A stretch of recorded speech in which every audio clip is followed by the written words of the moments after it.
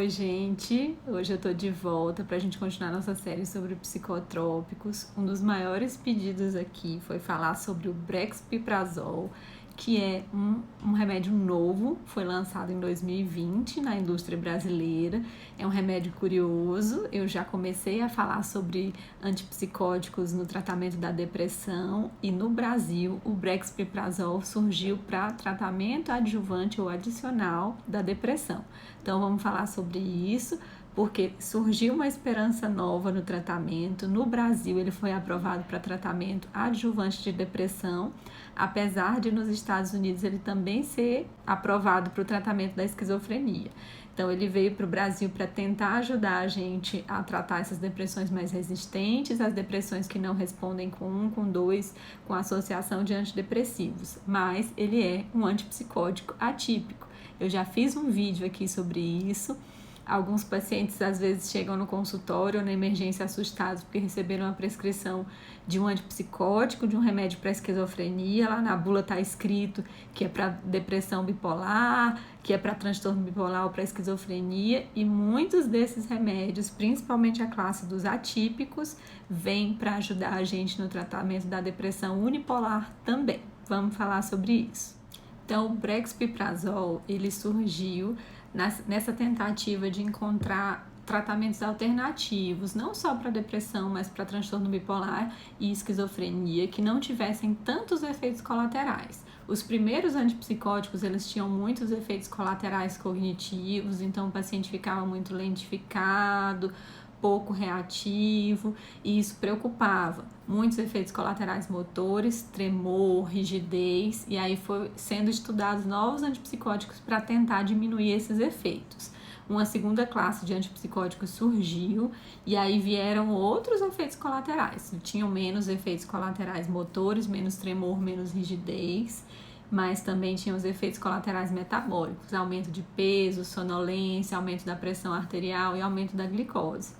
Então, os novos antipsicóticos, de aripiprazol para frente, incluindo o Brexpiprazole, eles surgiram para tentar minimizar esses efeitos, porque é um efeito preocupante se a gente considera que o paciente vai usar o remédio talvez pela vida toda.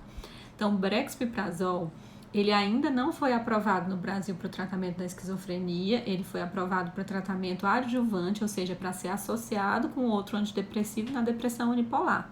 Mas ele também é aprovado nos Estados Unidos para esquizofrenia e ele é usado off-label para o tratamento de alguns outros transtornos, como o transtorno afetivo bipolar, não só para manutenção, mas também para o tratamento da mania no transtorno bipolar, e também off-label usado para tratamento de transtornos comportamentais associados à demência, transtornos comportamentais da infância, mas também para transtorno de controle de impulso, tudo isso off-label. Como é que ele age? O que ele faz? Ele tem a ação de agonista parcial de serotonina e dopamina, e ele também tem ação em alguns outros receptores, os receptores alfa-1C e alfa-2C, que talvez sejam os receptores que fazem eles ter ações diferentes, ações benéficas, principalmente quando a gente pensa em efeitos colaterais motores em menor intensidade e quando a gente pensa em efeito antidepressivo. A ação em alguns receptores específicos de serotonina também,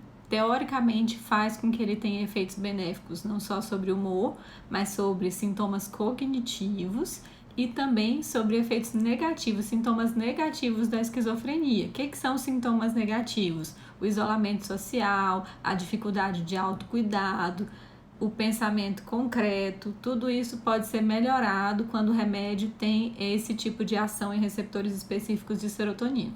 Aí as pessoas costumam perguntar, doutora, mas por que lá nos Estados Unidos a FDA aprova para o tratamento de esquizofrenia e no Brasil ainda não?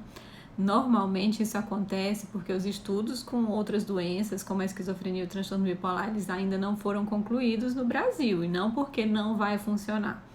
Então, a gente não considera que funciona para todo mundo porque funcionou num país. A população é diferente, a genética é diferente, o comportamento é diferente, apesar das doenças serem bem semelhantes. Então, só se aprova regularmente uma medicação depois que todos os estudos são concluídos e aquilo vai para o mercado com segurança e com comprovação científica.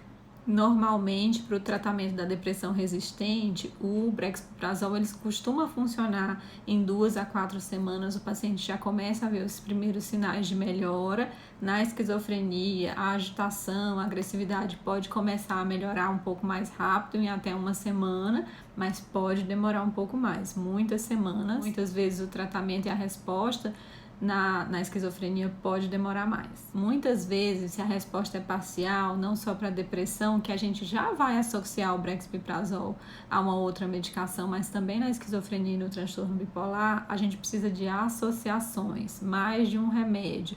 Isso faz com que a gente potencialize o efeito e diminua os efeitos colaterais. Com o brexpiprazol também funciona assim. Como todo tratamento em psiquiatria, praticamente, a gente vai precisar manter o remédio dependendo de quantos episódios esse paciente já teve ao longo da vida. Um primeiro episódio se mantém o tratamento cerca de pelo menos 1 ano depois que o paciente realmente melhora. Os pacientes, a partir do segundo episódio, pelo menos 2 anos, a partir do momento que o paciente melhora. E os pacientes, a partir do terceiro episódio, muitas vezes esse medicamento vai precisar ser mantido por muito longo prazo, talvez pela vida toda. Quando o tratamento não funciona, a gente sempre precisa considerar no paciente deprimido outros diagnósticos, como o transtorno bipolar, a gente precisa considerar o uso de substâncias, transtornos de personalidade associados, e a gente sempre tem que considerar a psicoterapia como tratamento, e a gente tem que considerar as outras possibilidades, como a estimulação magnética transcraniana e a eletroconvulsoterapia. Já no caso de esquizofrenia ou transtorno bipolar, a gente pode considerar a associação de medicamentos, desde os estabilizadores de humor até a troca por outros antipsicóticos, se o paciente não responde.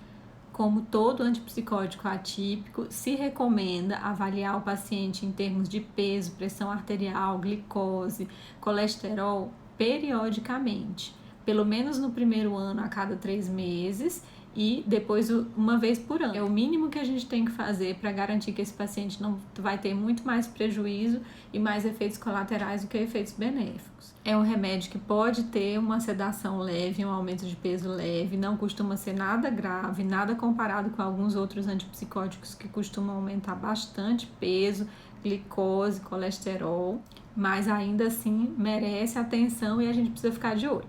A dose varia um pouco dependendo do que a gente está tratando. Para o tratamento adjuvante da depressão, a gente usa doses menores, normalmente 2 mg por dia. A gente começa com uma dose mais baixa e ajusta a cada semana até chegar à dose de 2 mg 1 vez ao dia. Mas para a esquizofrenia, que não é aprovado ainda, mas que em breve deve ser, a dose recomendada é de 2 a 4 mg por dia. É um remédio com um risco um pouco menor de sintomas de descontinuação, porque tem uma meia-vida longa, mas é prudente quando se vai suspender aos poucos, para não ter esses sintomas de descontinuação. Os idosos, principalmente quando a gente vai tratar sintomas comportamentais de demência, ou a própria esquizofrenia, transtorno bipolar ou depressão, normalmente idosos toleram doses menores. Eu venho falando nisso com frequência. Idosos tentar doses menores, observar efeitos colaterais. Muitas vezes eles têm muito mais efeitos colaterais do que benéficos quando a gente usa doses tão altas quanto para adultos jovens.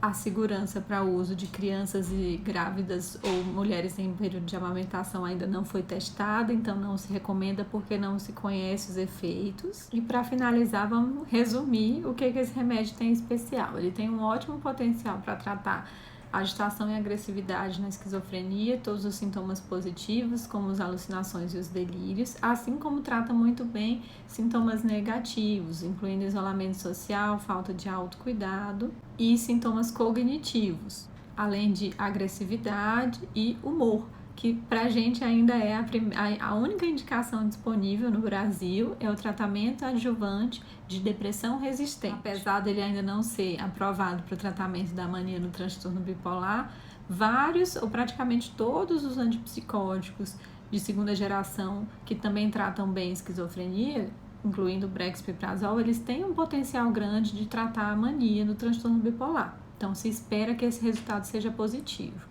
Me conta aqui se você conhece alguém que usa esse remédio.